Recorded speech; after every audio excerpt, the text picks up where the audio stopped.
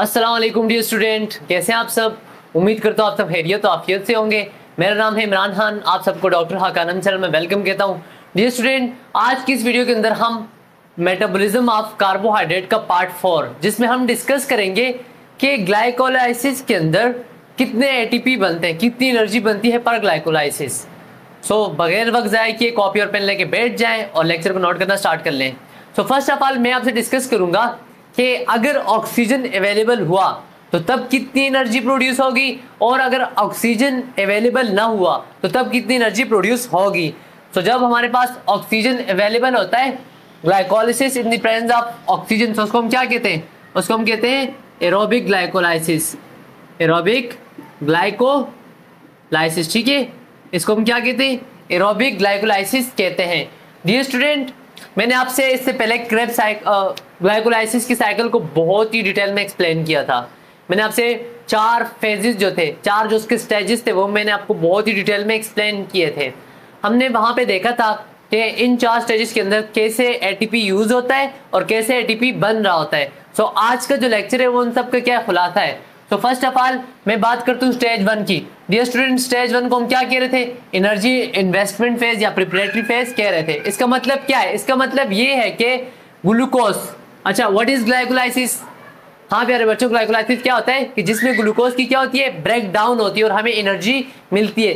Glucose की break down के अंदर सबसे फर्स्ट स्टेप जो है वो हमारे पास क्या है? ग्लाइकोलाइसिस होता है। तो फर्स्ट ऑफ ऑल ग्लूकोज जो होता है एक एटीपी के देखो एटीपी किसको कहते हैं? एटीपी कहते हैं एडेनोसिन ट्राइफॉस्फेट को। इसके अंदर फॉस्फेट कितने? 3 है, और ये हमारे पास एनर्जी रिच मॉलिक्यूल होता है जिससे हमारी बॉडी को एनर्जी मिल रही होती है। अगर इससे एक फॉस्फेट को हटा दिया जाए तो पीछे हमारे पास क्या बच जाएगा? एडीपी बच जाएगा, और वो फॉस्फेट ग्लूकोज की 6 पोजीशन के ऊपर। ये स्टूडेंट, मैंने आपसे स्ट्रक्चर को बना के दिखाया था विद शॉर्ट ट्रिक कि कैसे हमारे पास ग्लूकोज के ऊपर फॉस्फेट आके अटैच होता है। सो जब एक एटीपी यूज होती है, उसमें से एक फॉस्फेट जब ग्लूकोज के साथ लग जाता है तो क्या बनता है? ग्लूकोज 6 फॉस्फेट बनता है। और एक एंजाइम होता है जिसका नाम क्या था हमारे पास? हेक्सोकाइनेज या ग्लूकोकाइनेज। हेक्सोकाइनेज जो होता है ये हमारे पास हमारे बॉडी के लोकल टिश्यूज के अंदर प्रेजेंट होता है, जबकि हमारे पास ग्लूकोकाइनेज स्पेसिफिकली लिवर के अंदर प्रेजेंट होता है। तो फर्स्ट ऑफ ऑल क्या हुआ?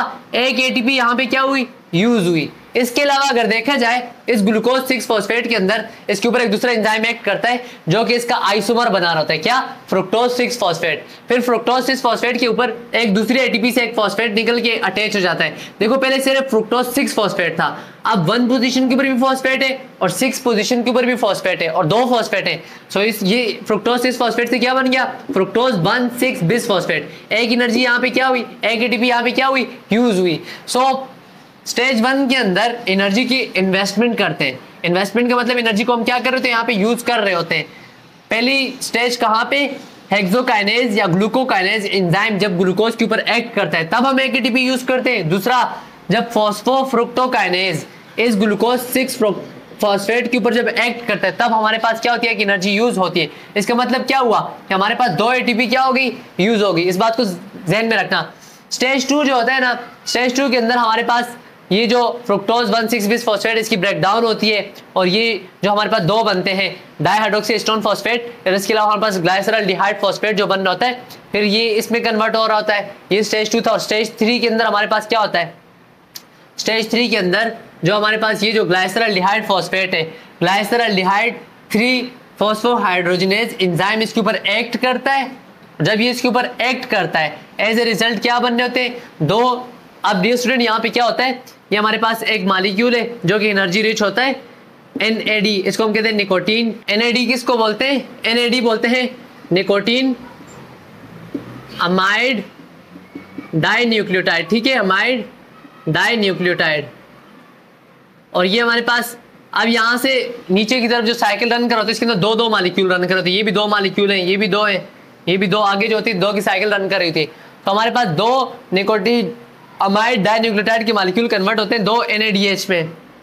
किस में कन्वर्ट होते हैं? 2 NADH में कन्वर्ट होते हैं। अब हम साइकिल पढ़ रहे हैं कि जब हमारे पास ग्लाइकोलाइसिस किसकी मौजूदगी में हो? ऑक्सीजन की मौजूदगी में हो। अब ऑक्सीजन की मौजूदगी में क्या होता है? ये जो 2 NADH हमारे पास बनते हैं ये आगे जाते हैं इलेक्ट्रॉन ट्रांसपोर्ट चेन में, और इलेक्ट्रॉन ट्रांसपोर्ट चेन में इनसे हमारे पास 6 ATP बन जाता है।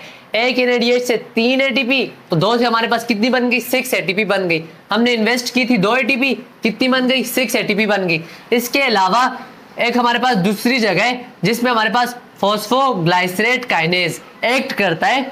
यहाँ पे डियर स्टूडेंट, यहाँ पे एक एंजाइम होता है जिसका नाम क्या है, फॉस्फोफ्रुक्टोकाइनेज, ठीक है, फॉस्फोग्लाइसरेट काइनेज। ये एंजाइम इसके ऊपर एक्ट करके 2 ADP के मॉलिक्यूल से क्या बना रहा है, 2 ATP बना रहा है। तो इसका मतलब क्या हुआ, 2 ATP यहाँ पे बन गई। इसके अलावा स्टेज 4 जो होता है हमारे पास, इसके अंदर एनर्जी जनरेशन भी होती है। जब हमारे पास 3 फॉस्फोग्लाइसरेट का मॉलिक्यूल कन्वर्ट होता है 2 फॉस्फोग्लाइसरेट के अंदर, फिर 2 फॉस्फोग्लाइसरेट कन्वर्ट होता है फॉस्फोइनाइल पायरुवेट के अंदर, और एट द एंड हमारे पास यही पायरुवेट जब बन रहा होता है, फॉस्फोइनाइल पायरुवेट से पायरुवेट बन रहा होता है। यहाँ पे क्या होता है, 2 ADP के मॉलिक्यूल किस में कन्वर्ट होते हैं, 2 ATP में कन्वर्ट हो रहे होते हैं with the help of pyruvate kinase. Pyruvate kinase क्या कर रहा है, फॉस्फोइनाइल पायरुवेट को कन्वर्ट कर रहे होते हैं किस में, पायरुवेट में, with the formation of 2 ATP molecule. So हमारे पास 2 ATP के कहाँ बन गई, यहाँ पे 2 ATP बन गई।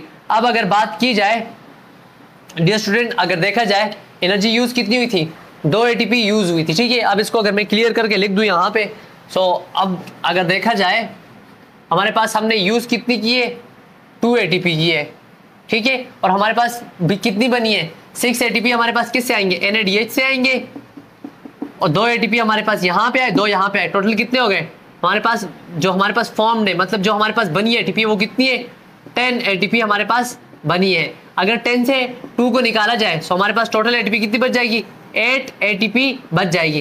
तो इसका मतलब क्या हुआ, अगर ऑक्सीजन प्रेजेंट हुआ सो ग्लाइकोलाइसिस से हमें कितनी एनर्जी मिल रही होती है, 8 ATP मिल रही होती है। डियर स्टूडेंट, हमारा रेड ब्लड सेल ऐसे सेल्स हैं कि जिनके अंदर no mitochondria, no nucleus, so as a result वो टोटली डिपेंड कर रहे थे किसके ऊपर, ग्लाइकोलाइसिस के ऊपर डिपेंड कर रहे होते हैं। तो ये था glycolysis in the presence of oxygen. अभी मैं डिस्कस करूंगा glycolysis in the absence of oxygen, जिसको हम क्या कहेंगे, एनएरोबिक ग्लाइकोलाइसिस भी जिसको हम कहते हैं। सो डियर स्टूडेंट, अभी हम डिस्कस करेंगे glycolysis in the absence of oxygen. In the absence of oxygen glycolysis यही हो रही है। फर्क कहाँ पे आ रहा है, सिर्फ और सिर्फ इस NADH के ऊपर। अब देखिए जो हमारे पास NADH बने हैं 2 मॉलिक्यूल, अगर ऑक्सीजन अवेलेबल हुआ तो तभी हमारे पास ये जो पायरुवेट होता है ये इंटर होता है किसमें, इलेक्ट्रॉन ट्रांसपोर्ट चेन और क्रेब्स साइकिल में इंटर होता है, ठीक है। जब हमारे पास यही NADH हमारे पास इलेक्ट्रॉन ट्रांसपोर्ट चेन में एंटर होता है तो इससे हमें 6 ATP मिल रहे होते हैं। ये आगे मैं समझाऊंगा कि कैसे मिल रहे होते हैं। लेकिन अब अगर देखा जाए ATP यहाँ पे हमने इन्वेस्ट कितनी की है, 2 ATP हमने इन्वेस्ट किए, ठीक है। 2 हमने क्या की हुई है, इन्वेस्ट की है। हमारे पास बनी कितनी है, जो हमारे पास बनी है, अब NADH का जिक्र हमने नहीं करना, बाकी पीछे क्या रह गए, 2 ATP यहाँ पे बनी है और 2 यहाँ पे बनी है। सो हमारे पास कितनी ATP बनी है, 4 ATP बनी है। सो क्या होगा, अब हमने 2 इन्वेस्ट की थी, सो 4 से अगर हम 2 को निकाल लेंगे तो हमारे पास कितनी ATP बच जाएगी, 2 ATP बच जाएगी। इसका मतलब क्या है, वो सेल जिनमें ग्लाइकोलाइसिस तो होती है in the absence of oxygen अगर हो तो वहां पे हमें कितनी ATP मिल रही होती है, 2 ATP मिल रही होती है। तो डियर स्टूडेंट, यही तक था आज का लेक्चर। अभी हम डिस्कस करेंगे इसके बाद नेक्स्ट लेक्चर के अंदर क्रेब्स साइकिल को बहुत ही डिटेल में।